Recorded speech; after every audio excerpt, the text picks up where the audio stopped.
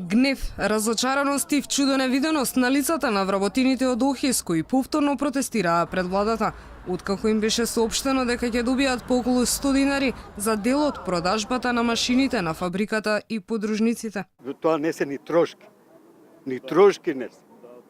Фрапантно нешто што се случува ова.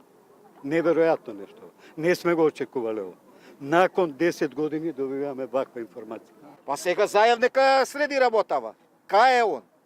Не е само живот. Живот за сите, а? Живот за сите. Каде е животот?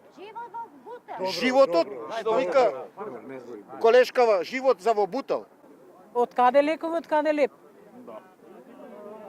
Значи, жанаш да има лепа, жани лекови. Да си купат. Што тие 130 денари што ни ги дава?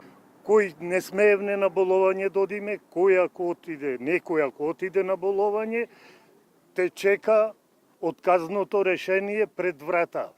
Тие пари се отработени. Тоа е многу јасно се. Тоа се наши пари отработени. И сега некој да ти ги земе, па не оди. Борба за екзистенција, сурвивал, тоа остана кај нас. А што не остана сега? Гола вода. Вработините се плашат дека толку пари ќе добијат и од останатиот дел во стечајната постапка. Оваа прелиминарна распределба укажува на многу мал процент на распределба и тие се плашат дека всушност целокупната распределба ќе оди на ист начин со исти проценти и заради тоа ние понатаму ќе продолжиме да бараме точни информации, ќе имаме средба во судот, ќе имаме средби со правобранителот, ќе инсистираме и од стечајниот управник. Работниците истакнуваат своји барања, она чистењето да си го превземе повторно владата, да не паѓа на товар на продажбата и така натаму и така натаму.